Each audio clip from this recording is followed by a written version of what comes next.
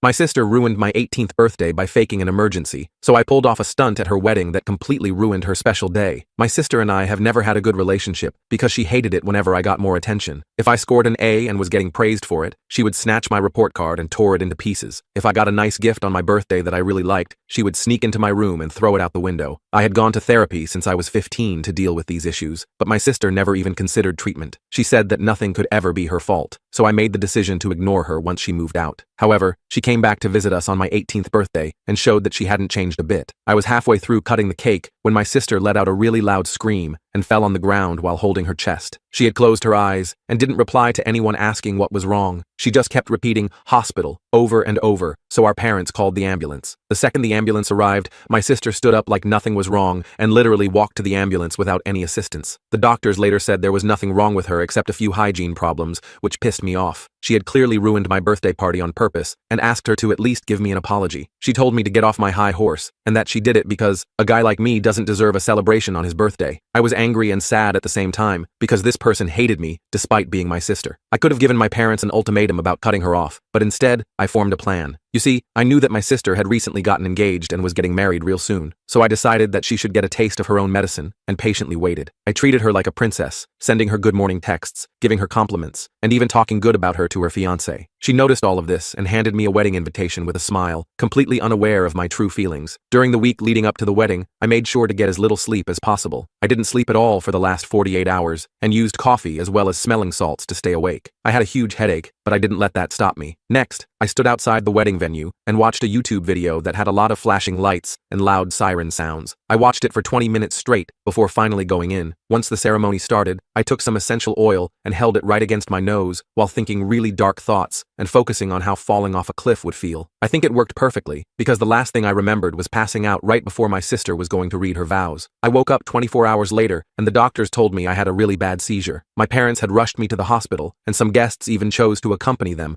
rather than stay at the wedding. My sister did get married eventually, but the ceremony was halted for at least 30 minutes, and even after it was over, everyone kept asking if I was okay. I know all of this because my phone had around 70 messages from her, cursing me out and calling me the devil for ruining her special day. She said I should have held my seizure in for the sake of her happiness. Not once did she ask about my health or if I needed help. Now I'm planning on showing these texts to her new husband.